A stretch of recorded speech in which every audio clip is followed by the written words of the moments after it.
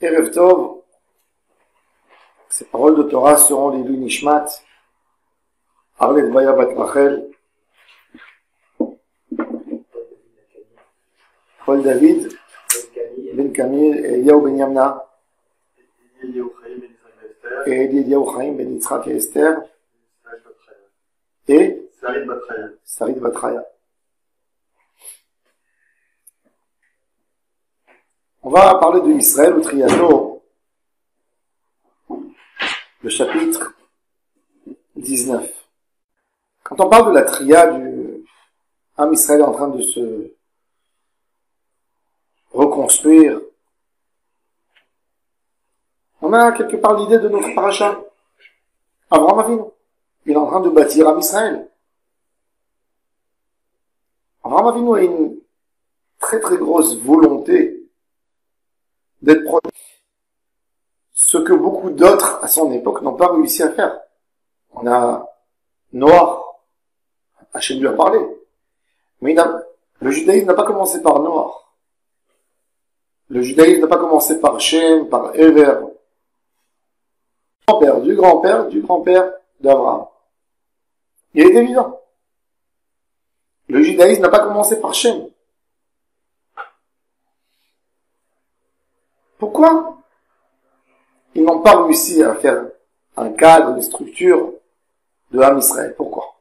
Damas fait une grosse bataille, il tue même le fils de Shem, et puis Shem va l'accueillir, Abraham lui donne des cadeaux, fait sortir, ils mangent un repas ensemble. Qu'est-ce qui se passe? Comment on est en train de faire un peuple? Comment on est en train de construire vraiment quelque chose de spirituel? On a tous des moments de spiritualité dans notre vie. Chacun a des moments dans la vie où il aimerait abandonner tout et donner tout pour Hachem. Je pense que chacun dans sa vie a connu un moment d'amour extrême où il était prêt de faire tout pour découvrir quelque chose qui lui remplit sa neshama. Et un homme qui est vraiment spirituel, il a cette envie. Mais cette envie, elle n'arrive pas à créer quelque chose. Elle ressemble à une brique. Une brique. Avec une brique, on ne construit pas une maison. Avec une brique, tu ne construis pas un mur. Ni avec deux briques. La plus grande force pour que la brique, elle construit une maison, c'est la coller à la deuxième brique. Et on a nous tous des moments des étincelles, où on a des briques de Gdusha. Mais on n'arrive pas à faire de ça quelque chose qui est construit, qui est costaud. Déjà dans le quotidien de tous les jours, on a un problème pour bâtir des choses costauds dans le Olam Hazé déjà. De monter une société. Qu'un homme, il est capable de monter une structure à l'âge de 20 ans, il dit, voilà, ça va me nourrir toute ma vie. Non, il n'est pas capable. Pas toujours capable. Alors dans la spiritualité, n'en parlons pas. Comment on construit? Pour construire, il faut vraiment comme un mur, mettre la force dans les bases, et savoir comment construire. C'est pour ça que d'ailleurs que Abraham Avinu, qui n'a pas grand monde avec lui, quand il vient en Eretz Israël, il a son neveu Lot qui l'a accompagné avec beaucoup de Messirut Nefesh, beaucoup d'amour de quitter avec lui Haran et de venir en Eretz Israël. Et Abraham Avinu nous dit à Lot après un moment, viens on se sépare. Viens on se sépare.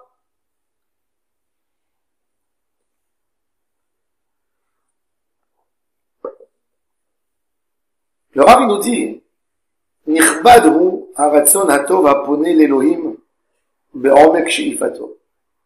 On n'a jamais un mauvais mot à dire sur quelqu'un qui est plein de motivation pour se rapprocher du divin, d'Hachem. Si tu vois quelqu'un, il a une motivation, il fait quelque chose, tu peux lui dire, c'est pas beau. Il y a quelqu'un qui te dit, moi je veux me rapprocher d'Hachem. Je vais faire telle et telle chose pour venir me rapprocher d'Hachem. Est-ce que tu peux lui dire, que ce qu'il fait, que ce qu'il veut n'est pas beau. Il y a quelqu'un qui vient et te dit, tu sais, j'adore Hachem. Je veux être l'homme le plus proche de lui. Je veux être très très proche d'Hachem. Est-ce que tu peux lui dire que ses pensées elles viennent de quelque chose de fou qu'il y a en lui? Non. Et pourtant, une volonté seule dans la vie ne tient pas. De la même manière que ça suffit pas de vouloir être riche.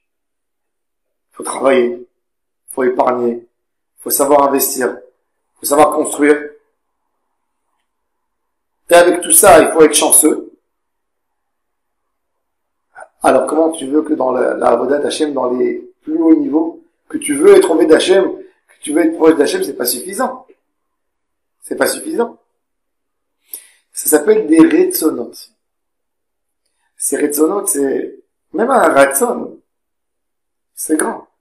Un ratson. On bénéficie dans le Olam Haba sur du ratson. Mais ça nous amène pas trop loin. Je peux vous montrer plein de personnes qui veulent connaître le chasse sans l'étudier. Leur rêve, c'est qu'on leur connecte une carte USB et qu'un jour ils vont connaître le Zohar, la Kabbalah. C'est impossible. T'as des volontés spirituelles, t'as envie d'être proche d'Hachem sans payer le prix. Et Lot, il veut Abraham, il veut pas payer le prix d'Abraham. Il marche avec Abraham, mais il veut pas payer. Il a un problème. Et Abraham dit à un moment, moi je veux des gens qui sont prêts de travailler, de bâtir avec moi. Il dit le Rav, כל זמן שאינו מתנשא עד רוממות אור הדעה להקשיב לחוכמה העליונה, אינו יכול לפלס מנתיבות החיים. Tant que la neshama, elle n'est pas prête pour réaliser sa volonté d'écouter la source de la sagesse divine du plus haut, du divin, et pour comprendre comment elle peut atteindre son objectif, ben ça sera comme une brique seule qui ne peut pas bâtir, elle ne peut rien faire.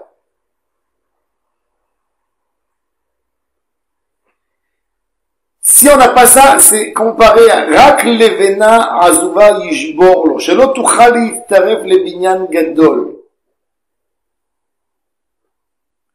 אם הרצון המשולל מאור עליון יותר ממנו מתגבר להרחיב צעדיו בצורה מתרחבת, עד שלא ישאיר מקום לאותה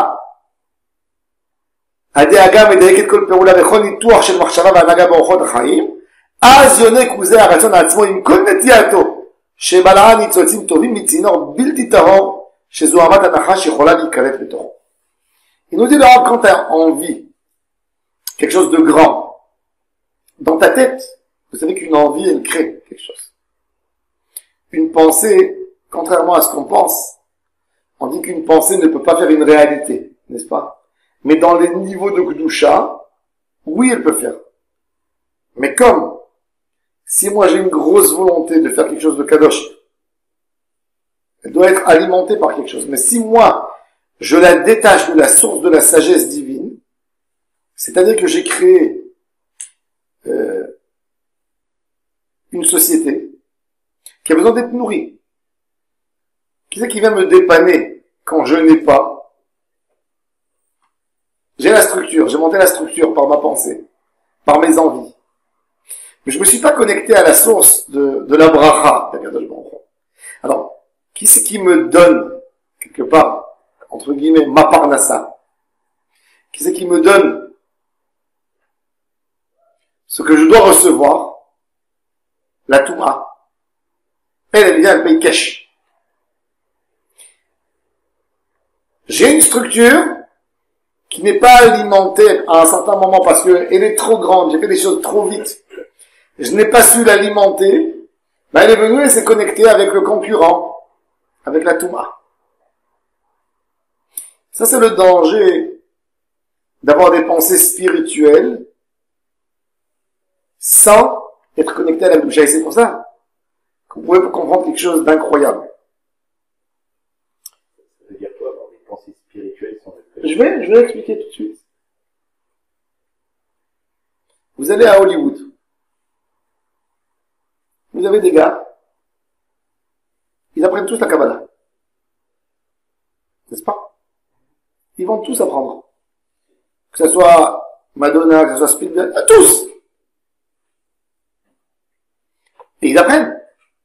Ça veut dire quand ils apprennent, c'est qu'est-ce qu'ils font? Ils veulent tous atteindre un niveau spirituel. Ils veulent être proches du divin. Comment ça peut s'arranger avec toutes les choses horribles qui se passent chez eux?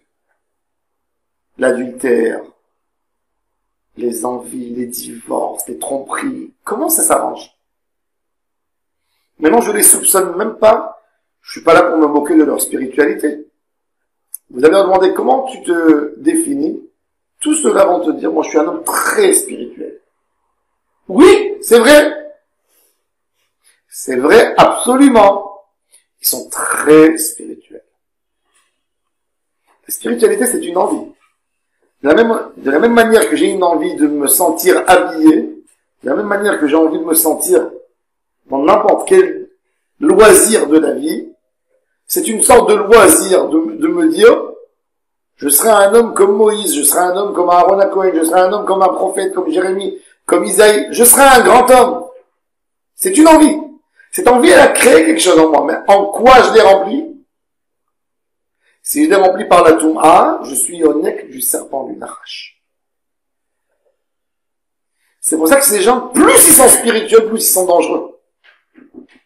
Parce que comme il n'a pas, leur motivation n'a pas été alimentée par la Kedusha, elle a été alimentée par le Nachash.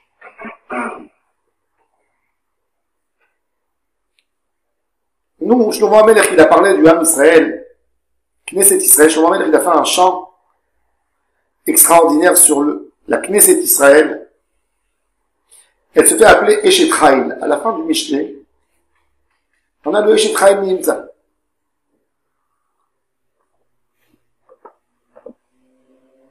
C'est quoi Eshet Chayil? Chayil, le Gaon de Vilna nous dit, c'est équivalent à 48 en Gimatria. La Torah, elle se fait acquérir avec 48 choses. Ils sont mentionnés dans la Mishnah dans Pirkei Avot. Il y a un Perek, Kinyan Torah. Mishmiat haozen barichat alev, bedema bechaved abira. Pour alimenter des niveaux de Kedusha, il faut travailler, il faut remplir. Eshet Chayil, c'est la femme. C'est qui la femme? Vous savez, une femme, vous allez lui poser la question à une jeune fille, pourquoi tu veux te marier? Ou à un homme, à un jeune homme. Pourquoi tu veux te marier? Qu'est-ce qu'il va te dire?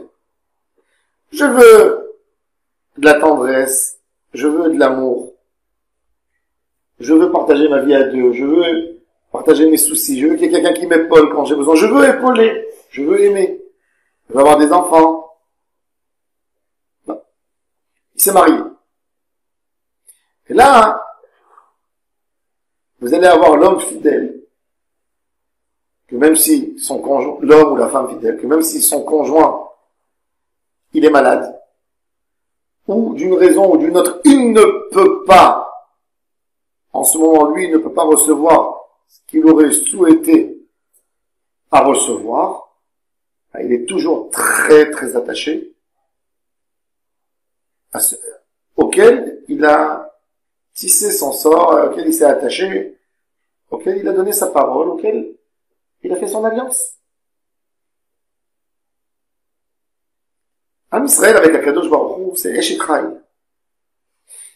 Eshet Chayil, la définition de Eshet Chayil, c'est la femme qui ne tourne pas la tête ni à droite ni à gauche. Si elle recherchait au moment même ce qu'elle avait besoin, elle serait partie à droite à gauche. Ce qu'ils ont fait tous les peuples. Knesset Israël, sa beauté que dans la galoute, on lui a proposé beaucoup de choses temporaires. Mais comme elle a un programme spécial, et elle veut être alimentée que d'en haut, Elle n'est pas prête d'accepter quelque chose qui est temporaire. Et ça, c'est l'idée de la Eshetraïl. La Eshetraïl, tu peux lui proposer toute l'or du monde. Elle te dit, je veux quelque chose qui est fixe, je veux à long terme, avec l'homme que j'ai aimé. Am Israël s'appelle une Eshetraïl. Parce qu'il émane, il est fidèle à la lumière qu'il a reçue dans le mont Sinaï. Ça, c'est Eshetraïl. Shlomo Amelech, quand il a parlé de Eshetraïl, il a parlé du Am Israël. Il n'a pas parlé de sa mère. Non. C'est pour ça que dans le Eshetraïl, le Gaon de Vilna, il a tout expliqué sur la Torah. Sur ce lien particulier. Comme que la Gemara a dit, Kama Tova Isha Tova Sha Torah, Nimshela Ba. C'est la métaphore, c'est l'histoire. נאמנה היא מעומק רצונה לאותה הערה האלוהית שממנה חוקי החיים כולם נחצבים.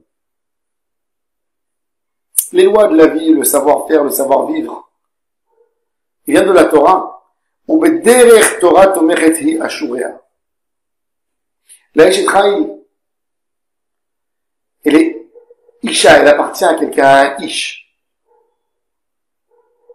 Toute sa force, c'est qu'elle se présente au nom de quelqu'un. La Eshetraïl, elle représente Hachem dans sa vie. Sa propre volonté, c'est pas d'avoir quelque chose. C'est d'être lié à quelque chose. Et ça, c'est la différence. Il y a beaucoup de gens qui regardent la Kabbalah pas comme être lié à Hachem. Avoir une force. Comme un mystère que je ne connais moi uniquement ses secrets. Un homme qui étudie la Kabbalah pour connaître les mystères,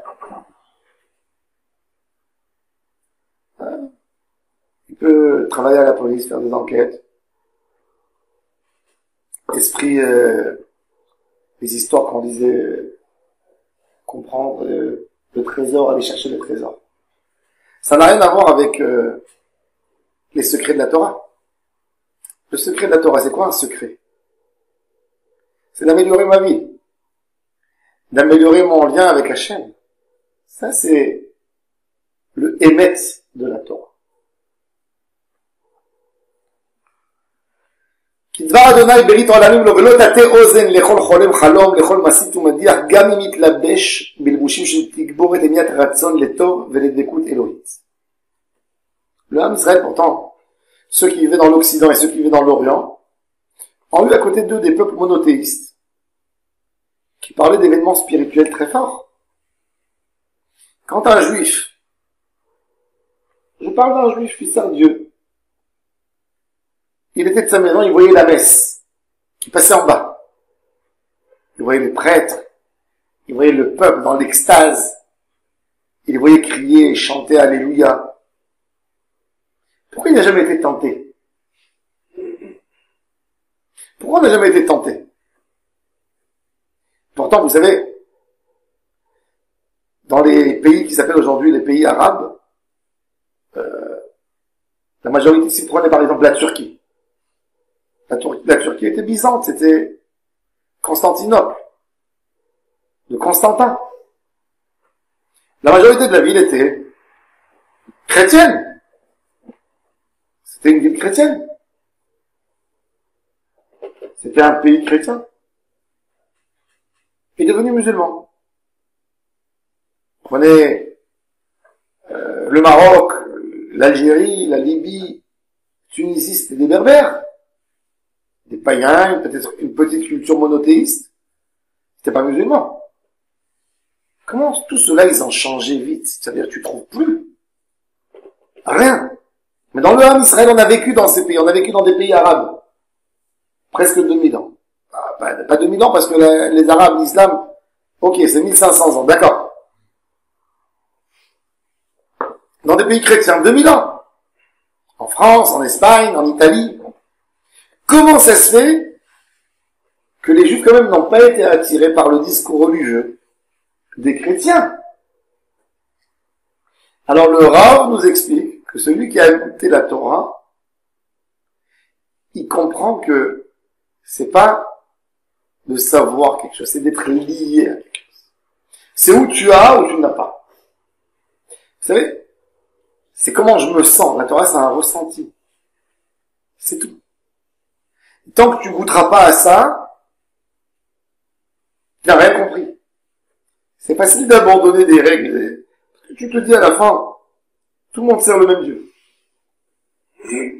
Si tu regardes d'une manière ignorante, d'accord, tu interroges les trois religions, comme il y a beaucoup qui vous le disent, surtout des gens qui s'étaient presque athées, ils vous disent quelle est la différence entre les trois religions.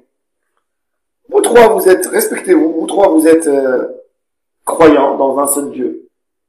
Vous le servez, vous priez pour lui. Qu'est-ce qui vous empêche de le faire ensemble? Tout simplement, c'est d'où mon ratson y tire. C'est quoi mon ratson? Le ratson, c'est vrai qu'il y a eu du monde, mais ça tient pas comme, c'est pas une idée. Le judaïsme, c'est une idée. C'est une idée qui dure, et la preuve, c'est que quand tu vois un juif, c'est un juif aujourd'hui, s'il n'a pas des parents convertis, c'est normalement un homme que sa famille, le judaïsme se transmet 3300 ans. C'est dingue. Je sais pas si vous comprenez, ça veut dire, quand on voit le roi, le roi d'Angleterre, c'est une noblesse qui se passe pendant 400 ans. C'est des coutumes. Quand on parle avec un juif, presque tous les juifs sont des descendants de David Amalek, c'est 3300 ans d'histoire. C'est ces 3300 ans des gens qui se sont battus sur leur identité, qui voulaient entendre, dans leur motivation pleine de spiritualité, ils voulaient entendre Hachem. Ils voulaient entendre la Chorma qui parle comment être collé à Hachem. Et il dit, et ça, ce judaïsme ne peut pas céder à n'importe qui vient parler au nom d'Hachem.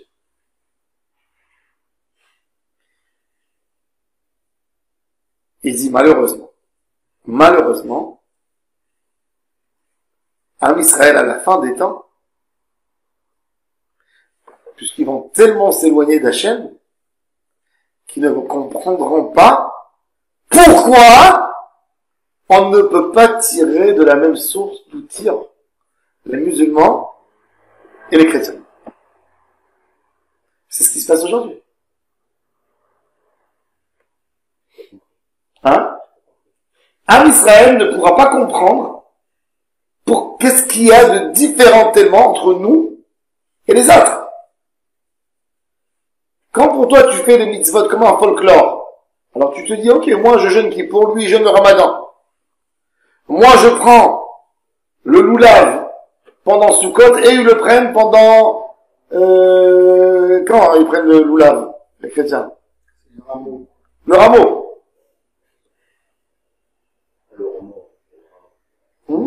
Le rameau des achats.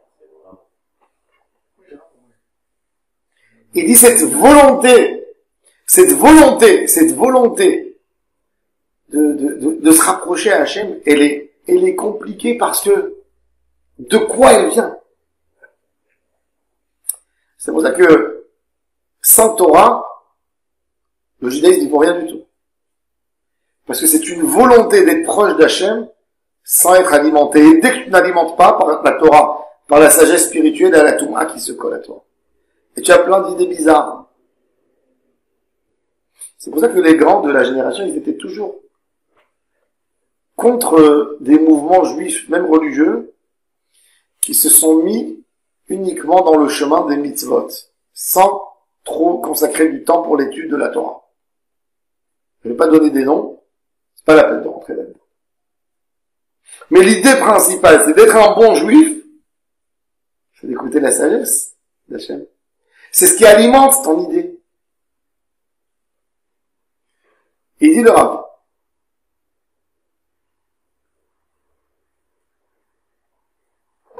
qu'à un certain moment, dans le judaïsme, quand le judaïsme a compris qu'il n'a pas trop de lumière de Torah, vous savez ce qui s'est passé?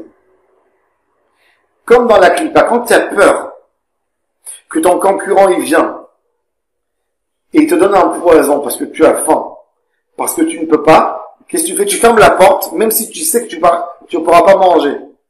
Tu bloques la porte pour les bons et pour les mauvais.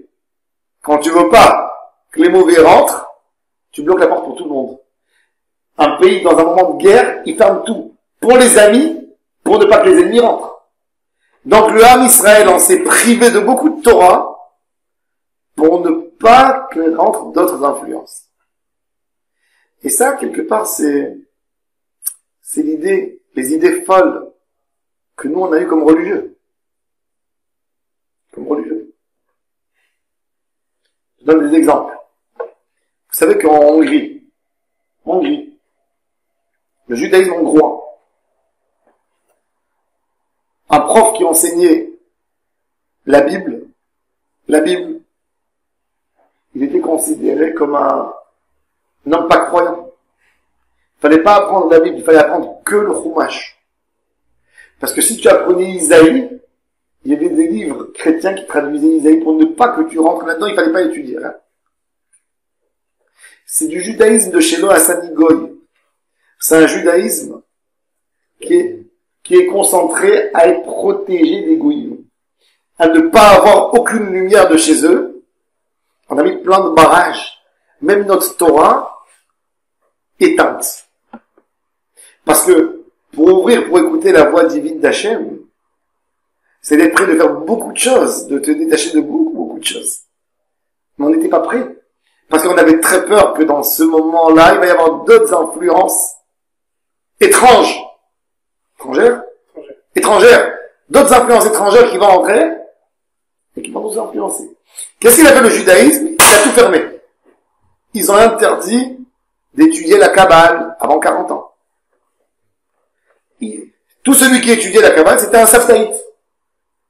Quand le Baal Shem Tov il a commencé à faire rentrer un peu de Kabbale, il a été éloigné des quartiers. Ramchal, pareil. Pour ça, ils ont rejeté la Mishnah des oui. Ils ont rejeté la Chassidoute, bien sûr. Pas parce que c'était des méchants. Parce qu'ils ne savaient pas, ils avaient tous très peur de l'alimentation du serpent de la Toum'a dans notre judaïsme. Comment je me rapproche d'Hachem? C'est très dangereux. Un homme qui veut se rapprocher, il prend tout. Il prend du temporaire, il prend de ce qu'on lui... Il a faim, il a soif, il a envie de comprendre des secrets, il a envie d'aller vite, il a envie de se rattraper. Et le Rav, il parle justement du retour en Eretz Israël. Là, en Eretz Israël, on a quelque chose qui n'existe pas en Chutz La'aretz. C'est qu'on retrouve les vrais repères, comment se rapprocher d'Hachem. On est dans une recherche et il faut savoir que même en Israël, c'est pas donné. C'est pas donné puisque vous pouvez avoir beaucoup de gens qui ont lâché en Eretz Israël la Torah. Et pourquoi ils ont lâché? Quand vous voyez des Juifs qui ont quitté à l'époque la Russie, la Pologne, l'Afrique pour venir en Israël faire des colonies. Ce fameux Juif qui vivait dans un village perdu n'importe où, et il a décidé de vivre en Israël. Il cherche quoi? Il cherche Hachem. Pourquoi il a décidé de venir ici en Israël? Pourquoi il n'a pas décidé de participer dans l'idée d'aller dans l'Eldorado, faire de l'argent? Pourquoi il n'est pas parti à San Francisco à l'époque? Pourquoi il est venu quand ses amis sont partis pour faire de l'argent à New York et pour faire de l'argent à Londres? Pourquoi lui il a pris le bateau pour aller en Israël? Il a pris le bateau parce qu'il a voulu se sentir proche d'Akadosh Baruch Hu. Sans le dire, mais c'était ça sa motivation. De vivre dans le pays de la Bible, dans le pays des prophètes, de retracer sa route. Alors qu'est-ce qui est arrivé? Quand il est venu ici en Israël, il a arrêté de faire Shabbat. Ou, même s'il ne faisait pas, pourquoi il n'a pas décidé de le faire? La réponse, c'est ce qu'il dit le Rav.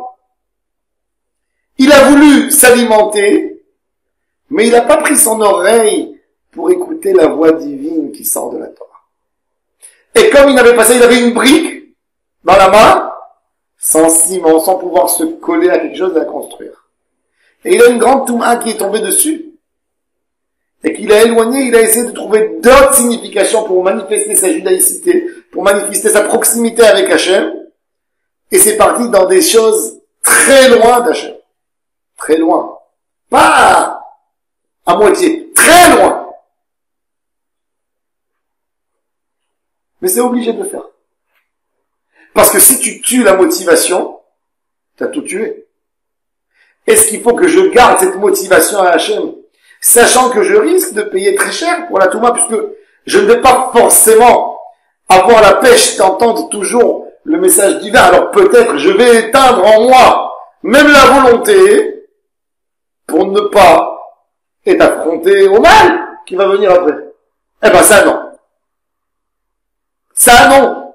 Parce que si tu as enlevé de toi la volonté de spiritualité, tu ne vois plus rien du tout. Tu n'es même pas un homme. Faut prendre le risque, il faut tenir, il faut s'accrocher, oui. Et c'est ce qu'il dit le Rav. Maintenant, il y a une chose qui peut nous sauver, et le Rav explique comment on peut faire même si on va se tromper. C'est de mettre tous les jours devant nos yeux la photo et l'image du dessin spirituel qu'on aurait voulu. Des fois, on a envie de quelque chose, tellement on a envie, qu'on regarde ce qui est là. Vous savez, quand on faisait du vélo, quand on nous a appris à faire du vélo, quand on a pédalé les vélos, pourquoi on est tombé les premières fois, vous savez?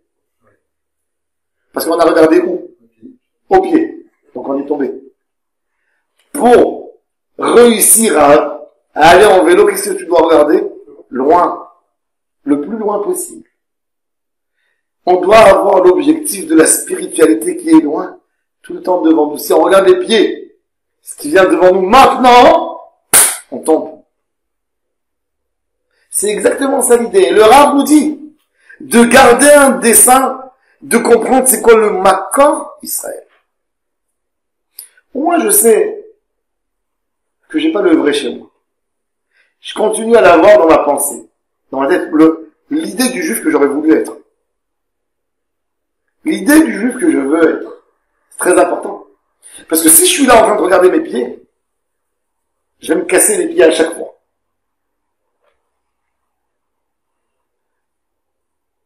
Il dit le Rav.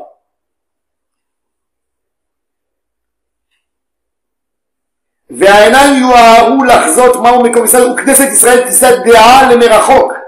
תראה לדעת כי בשומרה את ערכה העליון, מבלי להישפל מטה הביאה טובה ואורה לעולם. כי בעוצרה את הזרם העכור והנשפל שלא יתפשט יותר מדי, סגרה בעד אותה הזוהמה והרקניות של אלילות והרשעות המידותיות. וכל עיבותי החיים שלא יחדרו עמוק. C'est une étape. On est obligé de passer par là dans la vie de l'homme. Il y a des moments où on est apte à une spiritualité, où tout est ouvert. Où on a des moments qu'on est prêt de consacrer pour atteindre ce qui est dans notre neshama en réalité. Il y a des moments où tu es prêt de payer le prix de ta spiritualité. Il y a des moments où tu es capable de te lever toutes les nuits pour faire tikkun chatzot, pour être proche d'Hachem. Des moments comme ça. Il y a des moments d'amour, que l'amour d'Hachem elle te réveille. C'est pas, tu es motivé, tu es en train d'aimer, tu es amoureux. Tu es amoureux. Mais qu'est-ce qui peut tenir dans le quotidien? Qu'est-ce qui peut tenir un mariage? Quand on rentre dans la vie du quotidien. C'est qu'on se met un objectif. Très loin, oui. Ben, on sera toujours un peu mieux. Ça arrivera à un meilleur moment encore. On va aboutir à quelque chose. On se met une idée. Une belle idée qu'on veut. D'ailleurs, toujours, je dis à l'homme, je dis à mes enfants, toujours, on fait ces exercices, de lui dire comment tu te vois dans 5 ans. Ferme tes yeux, essaie de t'imaginer dans 5 ans un moment agréable. Essaie de t'imaginer dans 5 ans un super moment. À ton avis, mets-toi sur un balcon, comme Herzl, en train de regarder d'en haut, en bas. Essaie de t'imaginer un moment de bonheur dans 5 ans. Et fais-toi ce dessin dans ta tête. Et quand tu vas ouvrir tes yeux, tu vas te dire, et qu'est-ce que je fais aujourd'hui pour arriver là-bas? Ça, c'est exactement ça. C'est un exercice qui peut nous aider beaucoup dans la vie.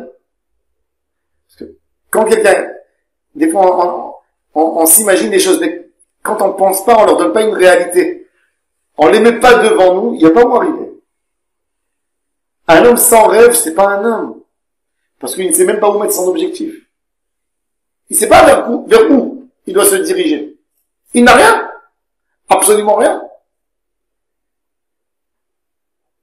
On a besoin d'avoir une Ehara. Ehara, c'est Torah. Maintenant, bon, tout ça, le Rav, il a dit, c'est très beau dans la parole, c'est le discours philosophique, il est super. Maintenant, on va essayer de comprendre, de mettre en pratique les choses. Voilà, on va essayer de mettre dans notre vie, dans notre quotidien de tous les jours. On va essayer de voir comment dans la pratique ça peut nous aider à évoluer. Chacun de nous déjà doit avoir un projet, doit avoir une envie spirituelle. Une envie, pas une envie simple, laquelle elle tient 1 minute et demie. Il doit avoir une envie, avec une idée. Comment j'obtiendrai ce que je veux? Qu'est-ce que je vais faire pour arriver là? Comment je peux obtenir ce qui est si bon pour moi? De commencer à lui donner une réalité. Des fois, c'est bien même d'en parler. De se dire la motivation. Parce que souvent, on garde nos idées dans notre cœur et elles ne prennent pas de place. Combien de mots on aurait voulu dire dans notre vie qu'on n'a pas dit? Dans des moments tellement importants. Combien de mots on a dit qu'on n'aurait pas dû dire? Mais combien d'idées dans la vie nous ont traversé l'esprit, mais ils ont tout simplement échoué, des idées géniales, que ce soit des idées au niveau professionnel, que ce soit dans les niveaux de rapport conjugal, que ce soit dans les niveaux rapport amitié, que ce soit énormément. Pourquoi ils n'ont pas abouti? Pourquoi ça n'a rien fait? Parce qu'on leur a même pas donné un cadre, une présence. Quand quelqu'un il a une envie spirituelle, où il réveille en lui, il doit réveiller en lui une envie, il doit lui donner une forme. D'accord? Il doit lui donner une forme. Et il y a un mot, il y a une définition. De la même manière qu'un homme, il a envie de se construire une maison, un architecte, il peut pas te dire, dans ma tête, je la vois la maison. Qu'est-ce qu'il fait? Enfin, il prend un papier, et il fait les points. Il fait les traits. C'est une image. Une idée spirituelle sans qu'il y ait des traits, ce n'est pas une idée. C'est un fantasme. Il y a une idée spirituelle et il y a un fantasme spirituel. De la même manière qu'un homme peut avoir un fantasme qu'il est en train de faire du ski, mais il a un fantasme qu'il est au Beth Amikdash. Il n'y a aucune différence entre les deux. C'est un beau rêve. Ça montre. Qu'est-ce que ça montre? Ça montre que tu as une brique, comme il dit le Rav. On rigole pas sur ta volonté spirituelle, mais c'est une brique dans ta main. Donne-lui une forme. Deuxième chose à faire, c'est donner un élan. T'as eu cette idée, faut pas qu'elle restreinte qu'aujourd'hui. Il faut que demain tu te lèves et tu te dis, mais qu'est-ce que j'ai voulu hier?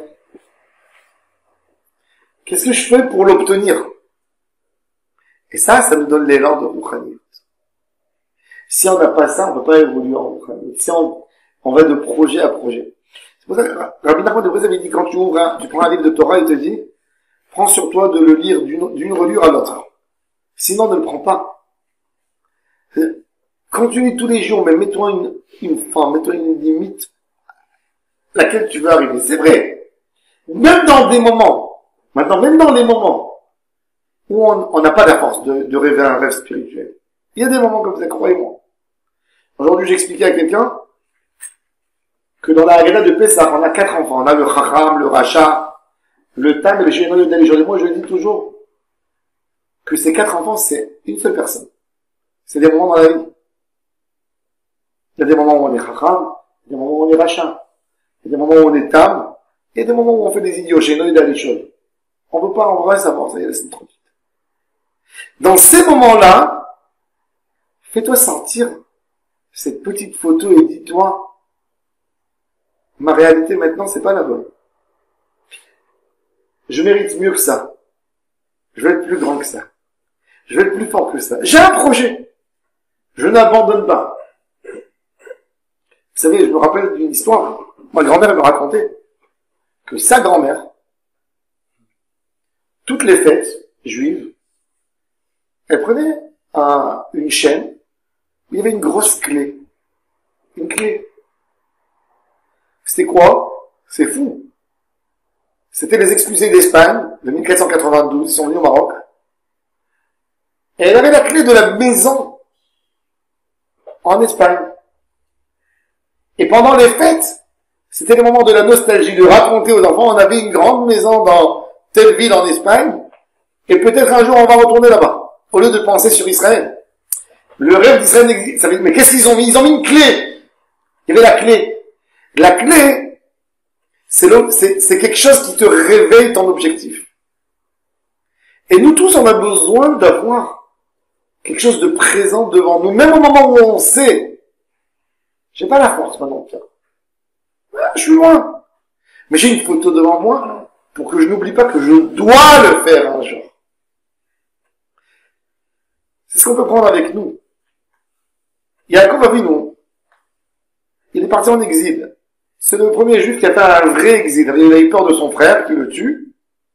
Et il est parti. Abraham Avinu, c'était pour aller chercher du pain en Égypte, mais avec l'intention de revenir. Il est revenu tout de suite après. Mais Yaakov, sa mère, elle l'envoie, lui dit, je sais pas quand tu vas revenir. Peut-être tu vas pas revenir. Tant que ton frère, il est énervé, il est là, moi, le jour où je t'appellerai, tu viendras. Il va en exil, Yaakov. Il va dans la maison de Lavan. Il reste là-bas 22 ans.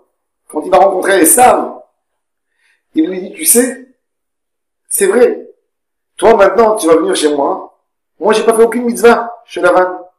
J'étais berger. Lavan m'a pris du coup pour me marier. J'ai dû travailler 7 ans jour et nuit. Après, il m'a fait un coup, c'était Léa. Après, pour nourrir 12 enfants ou 10 enfants ou 11 enfants, combien qu'il avait, c'est encore une tannée. Comme il dit à Lavan, il dit, même la nuit, ce qui se faisait manger de mon troupeau, je l'ai payé. Tu m'as enlevé de ma paye. Vatida chenati meenai. Alors qu'est-ce que, maintenant Esav il vient. Esav il a kibboud Avraham. Quand Esav il vient devant Yaakov, Yaakov il a très peur. Celui-là, il a accompli 22 ans la mitzvah de kibboud Avraham, que moi, même cette mitzvah, je l'ai pas accomplie. Maintenant, qu'est-ce qui me reste à l'époque? Il n'y avait pas de mitzvot. Maintenant, Torah, mais celui-là, il a kibboud Avraham. Qu'est-ce qu'il lui dit à Yaakov? Esav a peur. Il lui dit, Vetariag mitzvot shamarti. Shamarti, je voulais faire les mitzvot. Ce que je voulais faire que j'avais, il est beaucoup plus fort que ce que tu as fait toi. Toi, tu as fait, mais tu n'avais aucune volonté de faire. Vous avez compris? Des fois, la volonté, elle te met dans l'endroit. La volonté, c'est ce qui te donne l'amour. C'est ce qui te donne l'élan. Des fois, la volonté, elle est plus forte. Et c'est ce qu'on a vu, nous, dans le Ham Israël, que 2000 ans. Qu'est-ce qui était très fort chez nous? La volonté. Surtout sur Eretz Israël. On n'aurait pu jamais obtenir Israël en 1948 s'il n'y avait pas 2000 ans d'espoir qui aurait précédé. Si on n'aurait pas dit dans nos prières, il n'y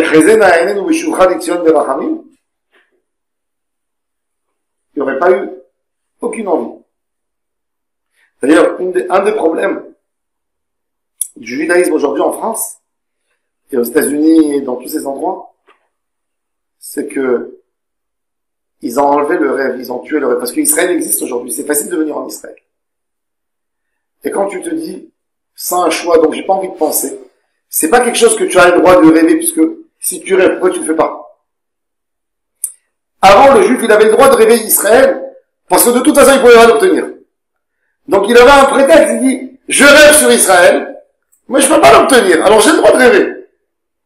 Mais aujourd'hui, l'homme, comment il se dit à lui-même, S'il prend l'avion, il peut venir en Israël. Comment il peut se dire, je rêve sur Israël? Il se ment à lui-même. Donc il n'y a rien qui l'empêche.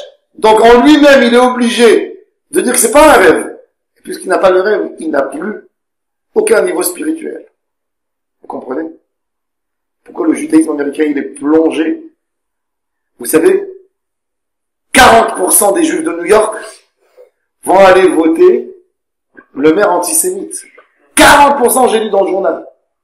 40%. Et quand tu te poses la question, tu te dis, mais vous êtes tarés. Mais qu'est-ce qui se passe sur vous? 30% des juifs américains, ils estiment qu'il y a un génocide avec eux. Comment on peut arriver là? Ils n'ont pas de rêve israélien. Ils n'ont même pas le rêve de Eretz Israël. Ce rêve, il est mort chez eux. Quand quelqu'un, il est dans le confort, il aurait pu venir ici acheter une maison ici. Avant 1948, il n'y avait pas d'État. Donc tu avais le droit de rêver. C'était légitime de rêver. Mais maintenant, quand tu rêves, et c'est à portée de main, pourquoi tu fais pas ton rêve? Donc tu te dis, c'est pas mon rêve. Et si j'ai pas de rêve, j'ai plus de plan spirituel dans ma vie. Et ça, nous, on doit apprendre de ça. De se faire absolument des plans spirituels. Qui sont loin de portée de main. Et que j'ai une motivation forte. Que quand j'ai ça, je peux me diriger. J'ai quelque chose devant moi, vers où je vais. Le Rav dit, si t'as pas un projet, si tu veux pas entendre, tu te mets pas un élan, tu te dis, je dois construire une maison. Il me suffit pas une brique, mais je vais entendre d'en haut la lumière qui m'alimente pour pouvoir atteindre. En réalité, tu bouges plus. Tu bouges plus. Donc, quelque part, dans notre retour en Eretz Israël, on doit renforcer cette liaison avec Hachem. De vouloir être accroché, de vouloir remplir. Mais remplir la Neshama en Gdusha, c'est de tendre l'oreille à la Torah. C'est de chercher dans la Torah ma démarche. C'est de me dire tous les jours comment, avec mon étude, je pourrais atteindre quelque chose. Mais surtout de ne jamais abandonner nos rêves et nos projets spirituels. Amen.